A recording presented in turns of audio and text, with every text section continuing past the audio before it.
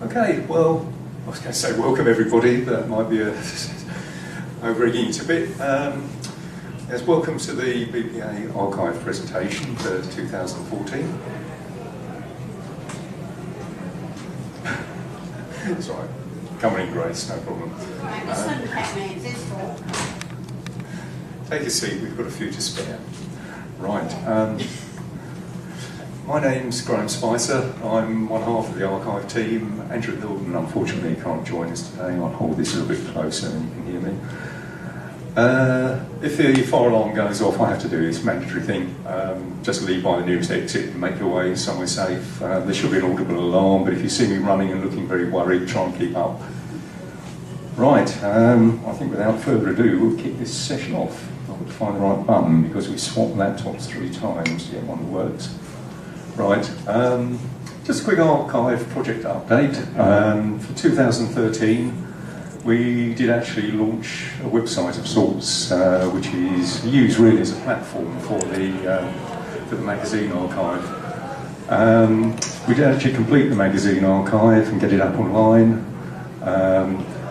We actually managed to digitise most of the video archive that we have available, and this was actually thanks to Les Cooper, who had a few weeks off, and he volunteered to do the job, and he actually sat there for about 3-4 weeks and actually did a load of hi-8 and mini DV tapes, so thanks very much to Les for doing that. So we've got a lot of material that we can put up there. We've got about, I think about 18, 19 videos up there at the moment. We did create the video archive, as I say, but I'll have a look at that in a minute. And we had a lot of material donated or loaned for copying. A lot of people were very generous and they gave us all sorts of interesting stuff. What are we going to do in 2014? Well, our key objectives, we need to put a lot more content online. We have got a lot of stuff. Need to develop the website a bit more, but our view is that the content is the most important thing, and then we'll put the website around that so we can actually display it to its best advantage. We're also looking forward to the Golden Jubilee of the BPA magazine, so we will actually support Liz in anything she's doing with that, any articles, any history, anything she needs for that. Once again, as it is in the last year, we've had a lot of outstanding contributions, and thanks to everybody who may watch this video who's actually contributed. We really do appreciate it and your help. And it isn't just items, it's memories, advice, recollections of things, so it's been absolutely outstanding this year, so thank you. Right, we'll whiz through this stuff. We are the first national parachuting body to put our entire back catalogue of magazines online, so that's a big tick in the box for the BPA. It's over 11,000 pages of searchable text, and I can say I went through them all probably 3 times to try and find mistakes and make certain they were all there. I thought we'd done it, but after a lot of eye strain I found one that was upside down the other day. I don't know how that slipped through, but that's been corrected now. Future enhancements on the magazine archive, we'd like to include all the starter mags. They're quite hard to track down, but they are probably ephemera in the truest sense of the word. They have a temporary life and people throw them away. There's probably box loads of them in DZs all over the country, but we can't find any. We've only got about the last 3 years. All the calendars we've got, they'll go online, and interestingly newsletters might surprise you, but considering we started the magazine in 1964, newsletters kept going for another couple of years. They were just sent out as paper copies, and there's a surprising amount of stuff on these newsletters, which is quite interesting. So I think we've got most of those, so we will get those online. Also, we need to produce a definitive history of the magazine as well. Right, just briefly, the video archive. We hosted that by Vimeo rather than YouTube. We think they're just a little bit more serious in their presentation in terms of there's less sort of rubbish comes up at the end and less intrusive adverts and stuff like that. So, we think if somebody wants to look at some old vintage skydiving footage, then they want to see that, not a load of old rubbish. So, what we do is we actually host it on the Vimeo site and we stream it to the BPA website, so we don't use any BPA bandwidth without getting too technical. Got a growing number of films, a huge number, and They're actually still arriving, funnily enough. People send us films quite regularly, so it's amazing. I think it's a sort of a knock-on effect. It's once people start seeing films being digitised, they will actually send their own stuff in, so hopefully a bit more to come out for the future. 50 years of the BPA magazine this year. There's been 278 editions so far, and not everybody remembers, but there were 3 titles. Of course, we had Sport Parachutist and Skydive the Mag, but for 2 editions we had Skydive the British Mag, which didn't last very long. It was probably a bit of a mouthful and maybe a bit unnecessary. We've had 17 editors.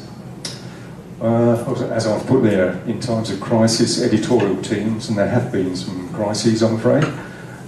Some editors have served more than one term. I mean, a good example is Charlie Shea Simmons, obviously. He did actually serve 2 terms. So I think there's one edition with no identified editor. I think at the time the editor had a bit of a run-in with council and received a cunningly worded invitation to step down. We won't go into that too deep, that was a long time ago.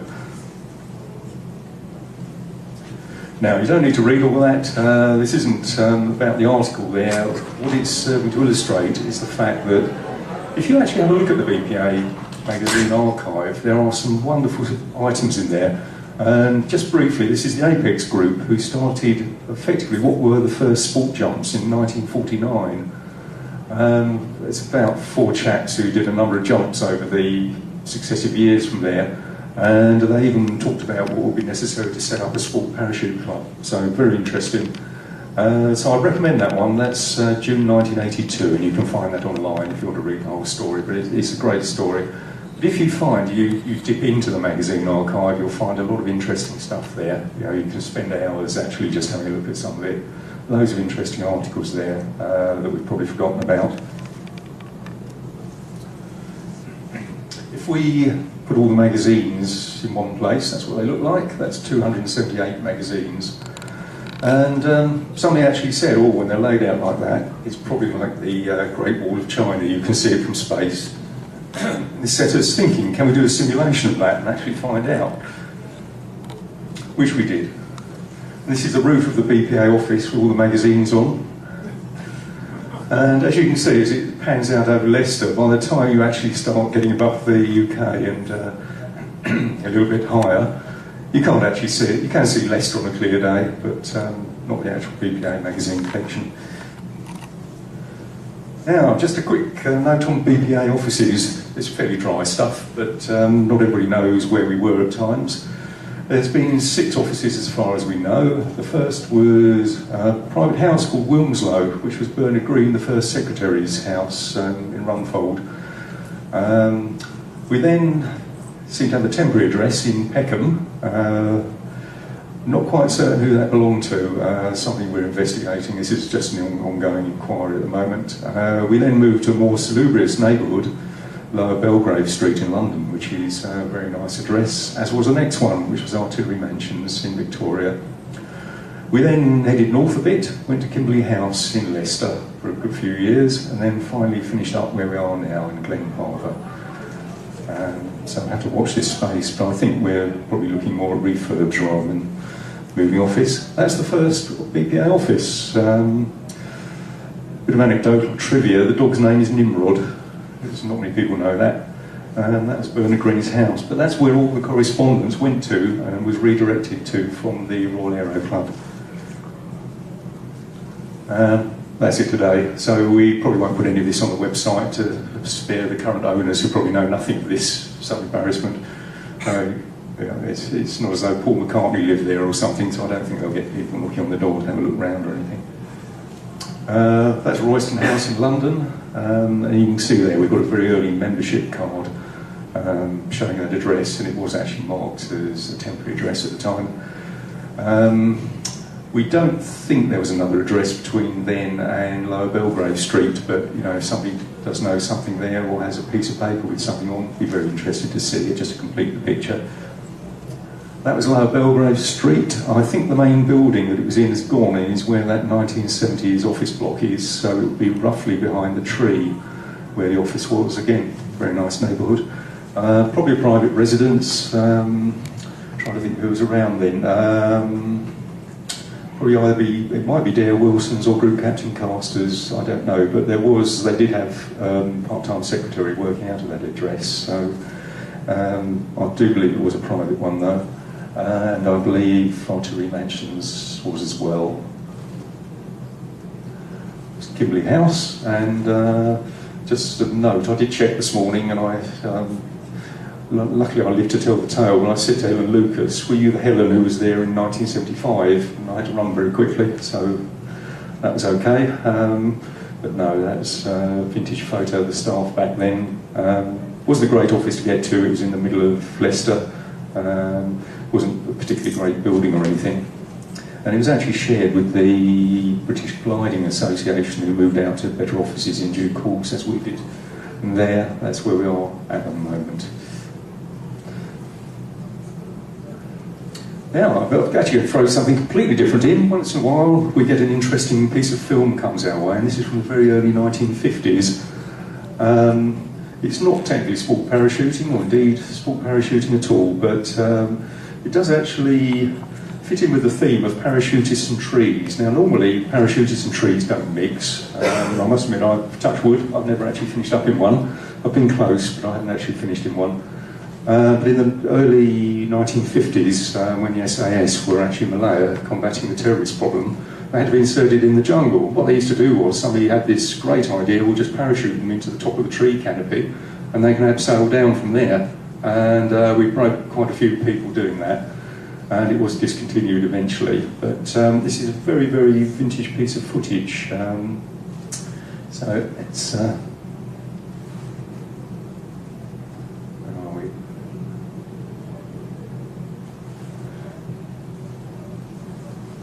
silent, but I think it's RFPJI is jumping at Changi. Nice shiny helmets there.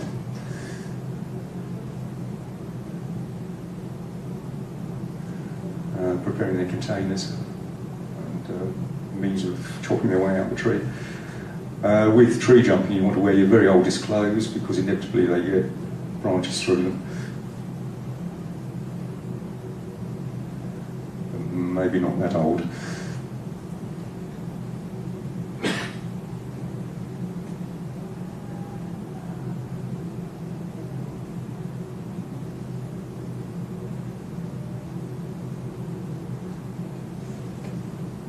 And they're going to be dispatched from a chopper.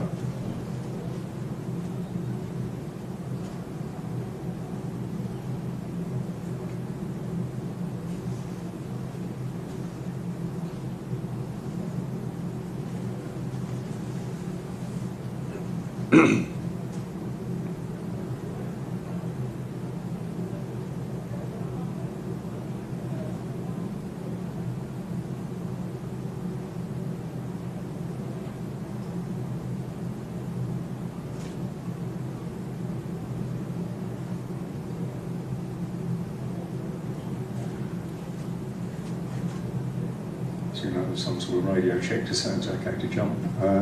This footage actually came from somebody's old video. That might be SAS Guide because it's wearing a maroon lid there, which they were at the time.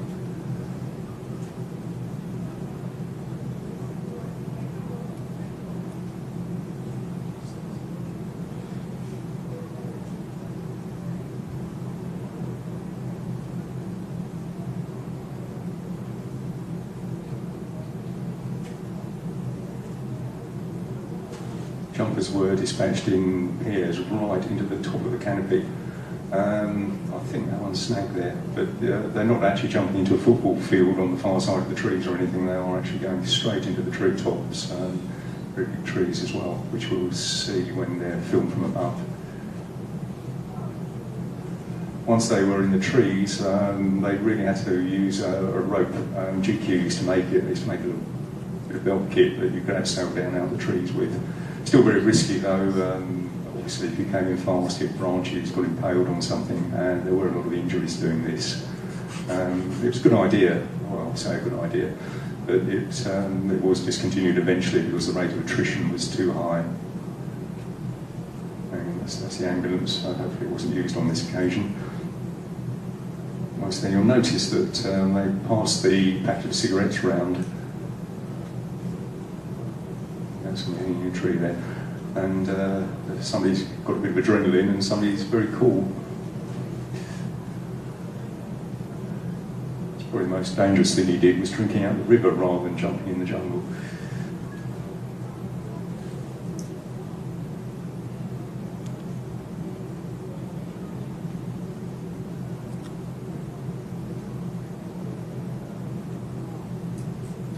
This chap's looked happy all the way through so far.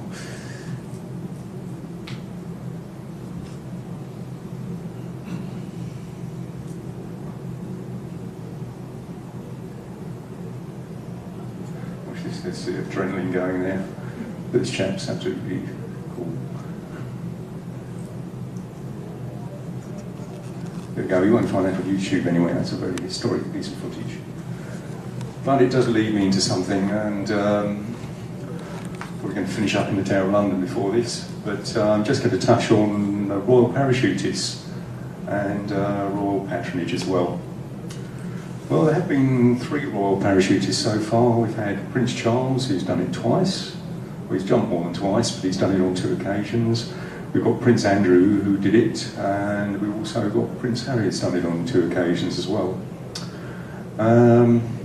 Prince Philip was approached to become patron of BPA in '66, and I've actually seen the letter, though I couldn't get a copy of it for today, but basically he seemed to say no at the start of the letter, saying, well, I have to do so many patronages, so I can't really do it. And then he said, but I think the BPA is really worthwhile, and I'm glad that the association is on very good footing, and I'd actually be happy to do it for a fixed term or a special anniversary or something. So nothing ever came of that, though. I don't think there's any follow-up, and it was actually 1996, well, I think it was Sir Raymond Whitehead made an approach to Prince Charles, and he started in '97.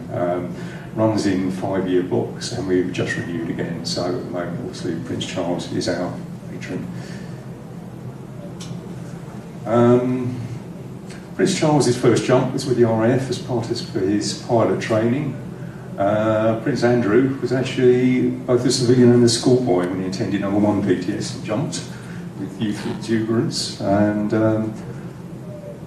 that was RAF. The RAF knew it as exercise guardian angel. It caused them some headaches, particularly PTS, but I'll talk about that in a minute. It was joined by Prince Charles in April. There was a slight overlap between their courses because Charles had to start a little bit later, but I think they did one jump together. Prince Harry made his first descent. It was a tandem descent in Cape Town in 2006. And interestingly from our point of view, because he did actually want his BPA A licence, he started AFF with the Red Devils at Netherlands in 2008.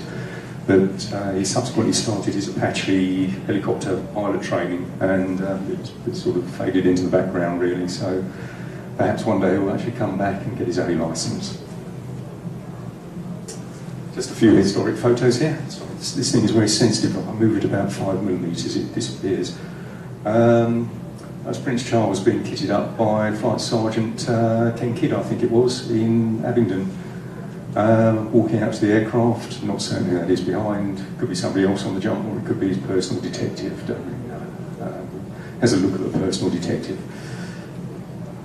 And that was Prince Charles actually descending into the English Channel, and the jump was made from 1,200 feet out on Andover, and he probably went upside down and put his legs through the rigging lines, but luckily they came out. The thing you can see hanging below him is his reserve. It was lowered on a cord rather than just one side undone, swung down to the side, so it was completely out of the way when entering the water. By all accounts, there were so many Royal Marines in inflatables whizzing about that he was quite unlucky to get wet because they were almost wall-to-wall, and they had him in within about 15 seconds. I expect they were flapping about that a bit. A bit of ground training.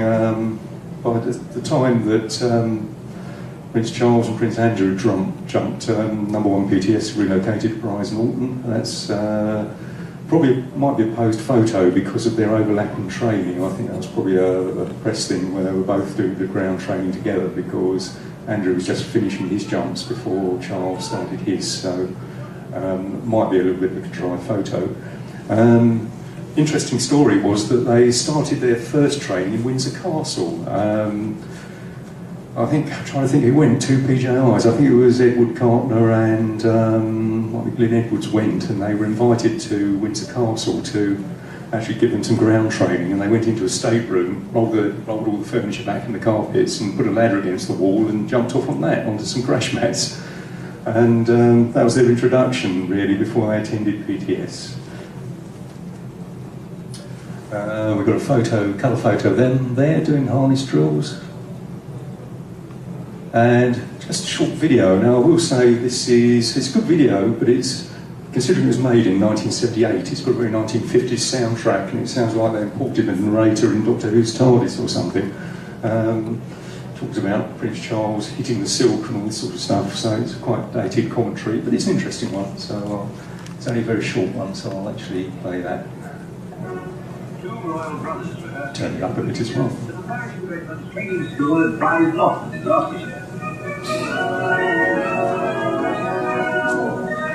Prince Charles and Andrew used to keep the harness to carry us to a real thing. Mistakes have been made on the ship itself, but the prospect before the others doesn't seem to worry either.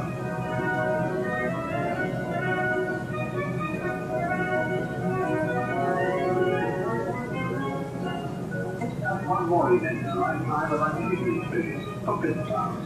From Prince Andrew, it's pure adventure. Within they're airborne in an RAF practice. He jumps from Andrew is first to go.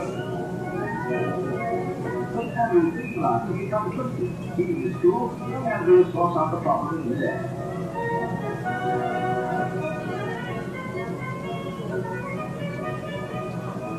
And that's safety. He goes through correct ground procedure after Steph's first jump, winding up his chute. Now Prince Charles hits the roof.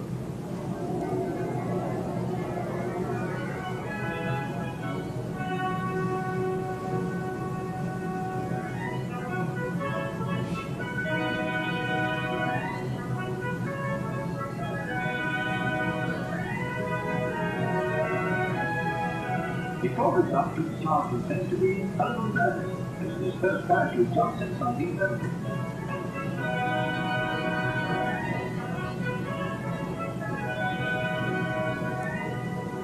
A rattling good landing with critical veterans looking on.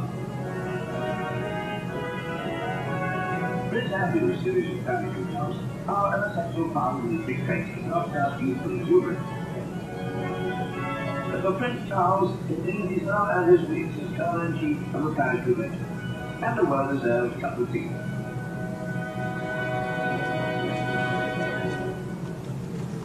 Most important thing of all there, the naffy wagon at the end. This is a British military PXR reserve chute, which are very similar. It's probably a slightly earlier one than was used. It's got the knurled handling, but that's one of the reserves they were jumping there.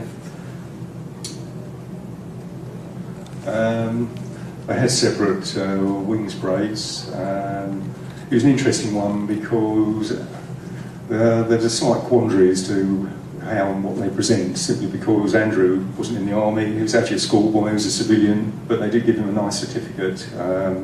I think they look like RAF wings, which are the ones on the right, which say some embarrassment at PTSU or equivalent then. But they also gave both Andrew and Charles, I think they gave them freedom of PTS and also freedom of the crew room, and I think made them honorary PJIs as well.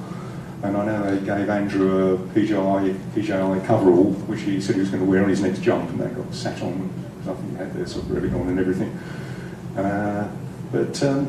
Yeah, they had the separate wing parades. Prince Charles actually attended as a full colonel in the army, because the reason for him doing this was he was going to take over as Colonel-in-Chief of the Parachute Regiment, and he actually wanted to be able to wear wings, though he didn't do any sort of pre-para stuff in terms of big company or whatever, but he did do the course. He wasn't allowed to do the night jump. I think it was probably his mother prevailed there, because he was quite adamant. He wanted to do everything in the same way that everybody else would. The RAF top brass saw this as a little bit of a, well, either a career hot potato or a passport to the tower. if it got broken in any way, and they tried to do all sorts of things like put freshly squeezed orange juice in the crew room fridge and that sort of thing 24 hours a day when he was quite happy to have tea. They wanted to give him his own lightweight plastic helmet and special para boots, but he had normal ones in the end. The other thing they did have, they bought 50 brand new BX4 parachutes for this, and they were stored under lock and key. And then inevitably on the first occasion, they didn't have the chap with the key there for ground training, which almost caused a problem. I think the real problem with this was mainly the RAF top brass. PTS were pretty good, took it in their stride. Of course their view was really anybody should jump any chute because the chutes were all good and they all jump them. But we had these 50 brand new parachutes which were presumably test jumped, and they had HRH 1 to 50 stenciled on the lift webs, the risers. And they were, as I say, they were virtually under armed guard, certainly under lock and key. And there was the two princes actually did their jumping with a normal course, albeit a fairly small one, and there were some concerns that the course would be issued their chutes, and then the princes' chutes would be, the gold-plated ones, would actually be removed from a secret store and fitted. So what they did in the end, they actually stored all the rest of the courses' normal chutes, the normal PTS ones, with the princes' ones, and just a little bit of sleight of hand ensured that they got the ones with HRH on the lift webs. So they got the new ones, but it doesn't make any difference because they're all good. A couple more bits of anecdotal stuff. Apparently Prince Anne went and watched her brother. She used to park a Range Rover outside. It was actually South Cerney. They didn't jump at Weston on the Green because of air traffic encroachment. So they jumped at South Cerney, which is not a great DZ because it's a lot smaller. But apparently Princess Anne would go and have a look through the wire, and there was also some member of the press who was camped out under sort of slightly pessimistic hope that Prince Charles would have a bad jump and he'd get the world exclusive on the photos, but that didn't happen luckily, so that was good. Right, just out of interest, that was the helmet he wore in the end. He actually said, I'm going to wear a normal para helmet, and he did, an old steel one. I was lucky enough 2 years ago to actually get my hands on it and photograph it. It's not on view to the general public, but you can see it is the one in the photograph. And interestingly, it had the Prince of Wales feathers nicely painted from the fluorescent orange on the back. So he was instantly recognised on the aircraft. I'm sure he knew where he was anyway. Strange enough, if you said, is there a book on royal parachutists, you could bet money that there wasn't, but there is. Edward Carter, who was at PTS at the time, did write the definitive book on it, and this isn't an advert, but if you like the story, then buy this book. It's only $9.99 and it's still in print somewhere, and it's great. It's a really great story if you just like reading about that sort of thing. Quite humorous, quite well written, all the characters there. A lot of good PTS stuff as well, so it's a great book to have on the bookshelf. Right, we'll just hurry through the rest of this. Prince Harry, that's him jumping in South Africa with his tandem. In terms of the royal patronage, as I say, Prince Philip was approached, was cautiously welcoming of it, but we didn't seem to follow up. Prince Charles took over 96, 97. Sir Roland Whitehead, a BPA member, who was quite enthusiastic, 5th Baronet, he actually approached him. And we've just renewed for another 5 years in 2012. Prince Charles agreed to carry on. That was the article in Sport Parachutist, also the letter that Charles wrote to the BPA. That was Sir Roland Whitehead who facilitated it all. And final word on royal parachutists, as we discovered, the Queen does skydive. I've got to say actually, that must be, obviously it was a man, but it was, whose name I can't remember off the top of my head, but it was obviously contrived a bit, because if you've ever parachuted in a kilt, the leg straps tend to avoid that sort of thing happening. So I don't know what was going on there. I think that was for show. Definitely going to finish in the tower now. Just having a look at what do we do. Some of the bread and butter stuff. We do actually preserve the past. That is the BPA Certificate of Incorporation from 1966. It hangs in the BPA boardroom. As you can see, very faded. Martin Shuttleworth takes care of it now, but it's almost gone past its best. It's very, very faint, so we decided to preserve it before it got any worse. And we had to open up the original frame. It had been framed by a company in Leicester. We actually managed to open it, scan it to death, and then seal it all up again. We're using original tape and everything, so if you have a look at it, it's actually, can't really see it's been opened. What we did though, just in case it deteriorates any further, we decided to recreate that. That is a completely accurate recreation of how it looked when it was brand new, so you can see the deterioration there. So we have actually got a record of what it looked like when it was issued.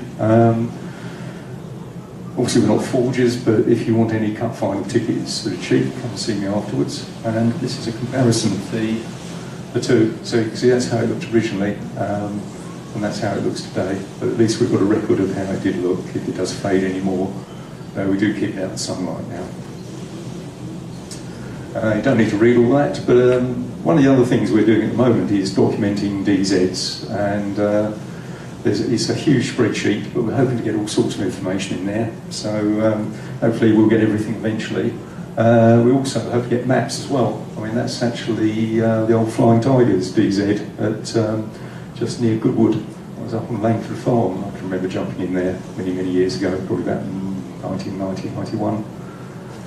But it's just a lot of these sites are disappearing, so we're just keeping a historical record. We also have a look at airfields and DZs then and now. I mean, that's Thruxton. You can see two jumpers there, one about bottom centre and one about 1 o'clock to that, up sort of right towards the centre. That's two jumpers in free fall. That's how it looks today. A lot more building work, so since motor racing took over, it's changed a lot there. But, you know, we keep an eye on this sort of stuff. We do badges as well. I mean, pretty dry stuff, but British Parachute Club, you know, goes back to the late 1950s, early 60s. And, you know, if we don't preserve them and keep them photographed, then nobody will remember what they look like. So we do this sort of stuff as well as exciting stuff like magazine archives and videos. Right, I'm actually going to finish with a short film. I've actually got, luckily he's not here, we'd embarrass him, I've got Ronnie O'Brien's Tandem Save, which, you know, it's not generally available to the public. It's not on YouTube as far as I'm aware. I think somebody asked on UK Skydiver if it was available. What I've done though, I've managed to dig out the Canadian TV programme, Heart of Courage, which looked at that. It's got a lot of the original footage. It's got some reconstruction, which is pretty poor. Don't rate that much, but it has got some nice interviews with Ronnie, Mike Smith, and I think it's Richard Maynard, who was his student. It was, you know, actually quite a difficult save, actually. But first off, now's the chance for anybody here to give, in particular, I'd like feedback. You know, if you've got any thoughts, you don't just have to ask a question. If you've got feedback, what do you think of the archive? Just going to have just a poll of hands. Obviously, we put the website on, we've advertised it. You know, how many people have actually looked at the website? I'm not going to give you a hard time. Oh, okay, well, so I won't give you a hard time, but you know, if you get a chance, look at it. There's lots of good stuff on there. But has anybody got any questions, not only on today's presentation, but anything to do with the archive and the work we're doing and what we're going to do for the future? Right. How are you getting on with the looking back at past champions of the BPA? Because I know there's been a lot of talk about it. I know that Hitch's missus did a lot of work on it a long time ago. I'm just wondering if the archive are going to look into that so that we have a record of who's been our national champions over the years. Yeah, we certainly are. That's something that Andrew is looking at the moment. It's one of those things, yeah, very much so, but it's digging out the accurate information. So, unfortunately, because the BPA didn't retain any real records in the early days, we're almost having to go by things that are published in magazines. Now, actually, the magazine archive has turned out to be a good research resource there because we can find all sorts of stuff from it. But really, we're having to ask people, and then, in case their memories are bad, we'll try and corroborate it with other people as well. But yeah, absolutely, yes, we will be doing that. So that sort of stuff is quite important. So we're looking at all the historical stuff about champions, results, you know, who was on council and who was the chairman. Well, we know that. That's up on the wall in the council. Well, I call it the council chamber. It's not. It's the boardroom. That's a discussion Mr. Shuttleworth and I have. I think it should be the council chamber probably. But it's that sort of information is quite useful, because it's surprising how people get forgotten, so it isn't actually nice to look back and remember who did what at the time. So yeah, we'll be doing that in due course. I must admit, I've got Lottie used to take the British team all over the world. I do have a really thick photo album like that of all the places we went with the teams and that, and especially the Marines. If you ever want to look at any of that, let me know, and if they're any good to you, ready information. Don't know if we caught that on video, but that was, Grace actually says she's got a folder of quite a thick load of photos from British teams all over the world, and has offered to let the archive get copies of that if possible, and the answer is yes, thank you, we'd love that. That sort of stuff is very, very useful to us, so yes, thank you. But you might have some to me. Oh, it's not a problem. I should say I do travel around the country, I go and visit people. People do donate stuff, but also people have a lot of stuff which is very precious to them, personal memories which they don't even want to let out of the house. So I will travel with a scanner and actually scan it or photograph it or whatever. I need to go up to probably Yorkshire this year sometime, and so I do travel. Lottie's still got his yellow jumpsuit with, do you remember when trucks used to have the squirrel, was it, or a rabbit or something as a... Squirrel. Was it a squirrel? Yeah, with that on it, and you... That's right, that was the flying squirrel was British skydiving. That was Bernard Green's first commercial skydiving centre. Yeah, I mean, if you've still got the jumpsuit, so... If you've got the jumpsuit with the badge on, I'd love to photograph the badge sometime. I mean, that is tremendous. Yeah, definitely. Unless you've lost it anywhere, because it's very forgetful. Oh, I'm sure it'll turn up. But yes, anything like that. So if anybody's got anything or knows anybody with anything, we don't necessarily want to take it off anybody, but we will travel to photograph it. But if people are saying, well, we're going to clear the loft out and throw it in a skip or council amenity site, we say, well, we'll give it to us, we'll look after it, and make certain it's preserved at the BPA office. So yes, thank you very much indeed. Get to Yorkshire, please come, there's plenty of room. Oh, look forward to it. Right, are there any more questions? Otherwise we can finish up with Ronnie and his tandem save. That's just the background information. It was 1991, Simpson, and it was Mike Smith and Richard Maynard, and it was quite a difficult docking actually, because you've probably seen the film, and it was a very high speed rotation and two pairs of flailing legs are quite awkward.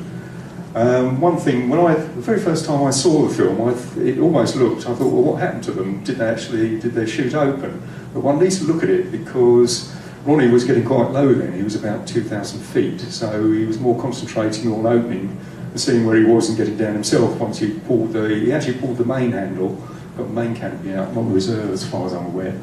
And you know, if one looks at the side of the photo, the tandem pair is suddenly whipped away in about half a second, so you do need to look closely, but you can see they shoot deploy and they get pulled off.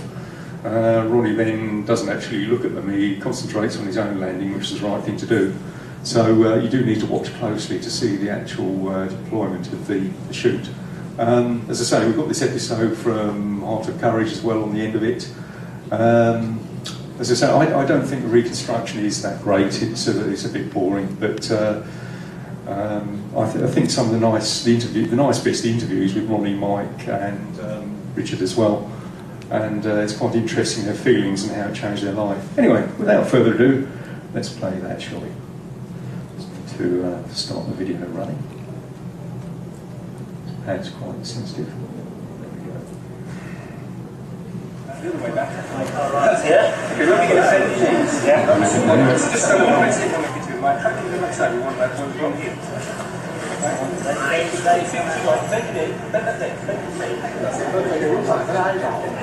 The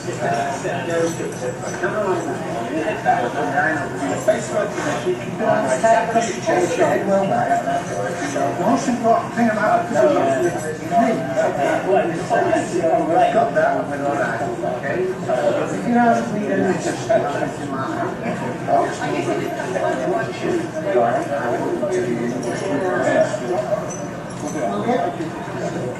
Anybody got any questions? Get on the shoulders, just bring your arms out. If I adjust and put them anywhere, just too far back, I'll then move forward, or if too far forward, I'll move them back a bit. Right. Nothing radical. We sort them out. You're right.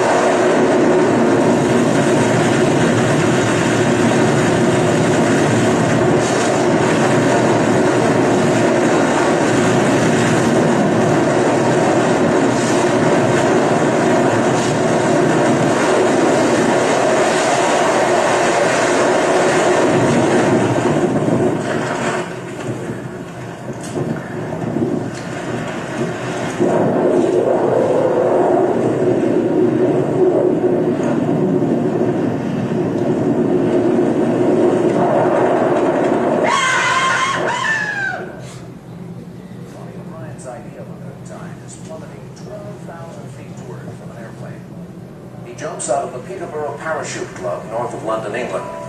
It was here on April 27, 1991, that his fun suddenly turned deadly serious. Ronnie O'Brien lives in Peterborough, England, with his wife and 2 children. He's been jumping out of airplanes for more than 20 years, and now has more than 5,000 jumps to his credit. But the jump on that spring morning in 1991 is the one jump he'll never forget.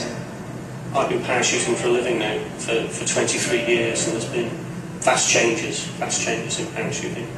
One of the changes is that we can now carry students in freefall with an experienced instructor. So the student can experience freefall without having to do it on their own the first time. They're actually strapped to the instructor. And tandem was what we were doing on the day of this particular incident. 32-year-old Richard Maynard had been thinking about skydiving for a long time. He had finally decided to go for it. Richard arrived at the Peterborough Parachute Club at the appointed time, not sure if it was excitement he was feeling or pure terror. It was close to my birthday, so I decided to give myself a birthday treat. I was particularly interested to see what my feelings and reactions would be under that moment of stress when you actually jump from the aeroplane. That's fine. Would you like to go through the lecture room through that door over there, and we'll be with you as soon as we can. Hi. Hi. Around the parachute jumper. Yes, what's your name, please? Richard. Yes, Richard. I'm Mike Smith. I'll be your tandem instructor today. If you can follow that gentleman through the lecture room, we'll be with you as soon as we can. Thanks, Richard. Hello there. And it was a great way to have a look at skydiving. From then on, you make a choice of which type of progression system you want to use if you want to carry on skydiving. To know what it is like to experience parachuting, you have to go and do it. It's all I can tell you is it's very exhilarating, it's very exciting, and it's great fun. My name is Ronnie O'Brien, and welcome to Simpson. The Peterborough Parachuting Club is the largest in England and has introduced hundreds of novices to the sport that Ronnie O'Brien loves so much. One of the reasons the club attracts so many first-time jumpers is that they pioneered the use of helmet cameras to capture that first jump on video, the ultimate adventure souvenir. The way that we get the first-time jumper ready to do a skydive Interesting. And tell him exactly what it's all about and what they can expect. When making a tandem jump, the students fasten to the front of the tandem instructor by 2 hooks at the shoulders and 2 hooks at the waist. And secured by a safety device here, which ensures that this clip doesn't come undone. Both people facing the same direction, and the student parachutist actually hangs just a little bit lower than the experienced tandem instructor holding the parachute.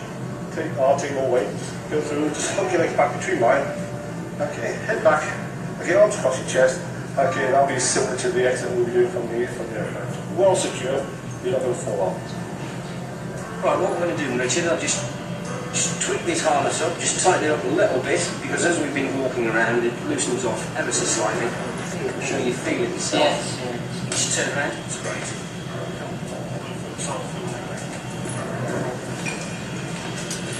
Excellent. That's good. Richard Maynard actually asked me to go along and do a video of him making this jump.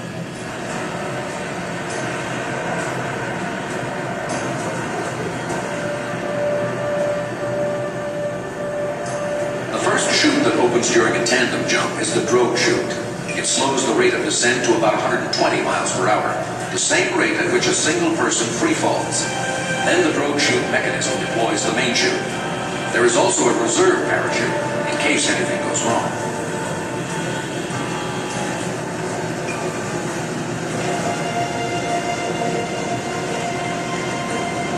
The plane climbed to 25,000 feet and then leveled off.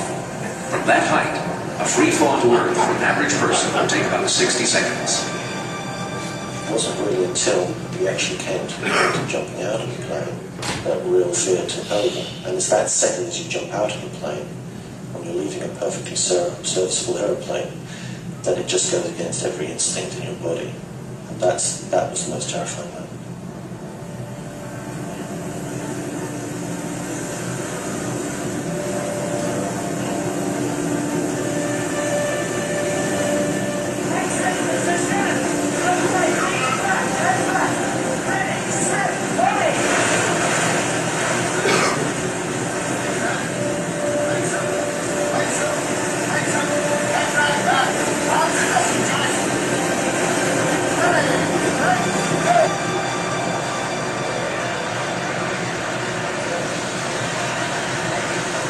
They dropped away from me quite quickly because it was 2 people, and as Mike put the drogue out, you could see that the drogue had caught somewhere around Mike's neck.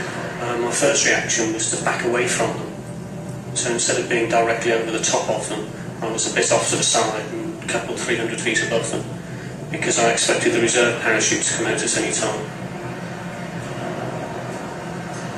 When the reserve didn't come out, I decided to dive down to Mike and see what was going on. Falling at a rate of 200 feet per second, Ronnie didn't have much time to find the problem and fix it.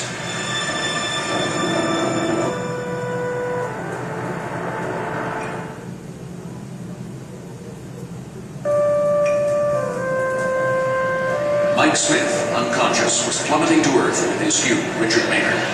Ronnie O'Brien was their only chance. So I dived down in front of him, sat 6 or 7 feet away from him, pointing to my reserve handle, suggesting that he might like to pull the reserve. They were rotating quite quickly, and I didn't understand that Mike had gone unconscious.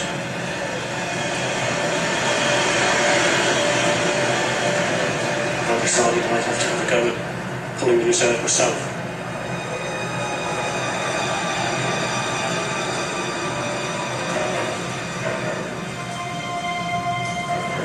10 seconds from impact with the Earth at 120 miles per hour, Ronnie managed to deploy Mike's reserve chute. 2 seconds later, he stopped his own free fall. The next thing I remember after that was coming to. Couldn't believe that I was actually there. I thought I was dreaming, and I looked at the parachute and I thought, no, that's a real parachute. That is the sky, that is the ground. And I could see Richard's head in front of me. And I thought, I'm doing a tandem. I'm in the middle of a tandem. You know, how have I got here? I looked down and we're getting fairly close to the ground after a few minutes that you're floating down and trying to see where we're going to land. And it appears to me that we're going to land on this electricity pile. And I said, Mike, I don't think we're in the right landing position here. Mike didn't have long to ponder. Seconds after regaining consciousness, he and Richard were on the ground.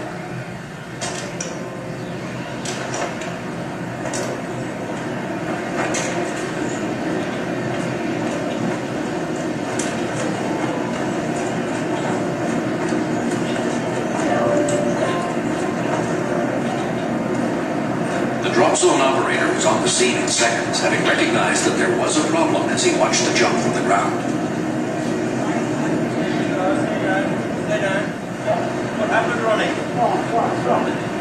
As soon as he left the airplane, he drove it. Astonishingly, the first clue Richard had that he had come so close to dying was when Ronnie explained to him what he had just lived through. Richard had thought this was all part of his training.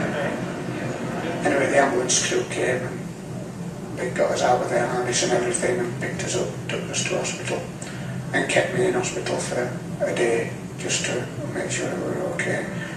And I was really lucky, considering that we'd literally been swung about by the neck at that speed.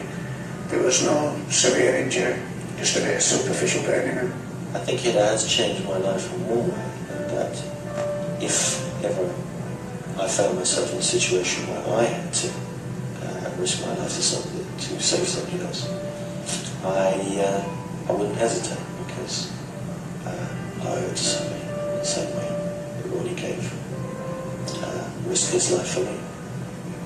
yeah, I have quite a deep respect for the man, without any doubt. And that, as time's passed, and as I've looked at the video and seen how difficult it was to get in there, then, yeah, my respect for Ronnie has grown a lot. As long as I possibly can, I will continue with parachuting. It's a great sport, nice people, good environment. It's brilliant. I'd recommend it to anyone. The mishap that almost killed Mike Smith and Richard Maynard was a 1 in a million circumstance. Mike Smith thinks the man who swooped out of the sky and saved his life is also 1 in a million. Ronnie O'Brien was selected as one of Britain's Men of the Year for 1991, and in March of 1992, he was awarded the Queen's Gallantry Medal in a ceremony at Buckingham Palace.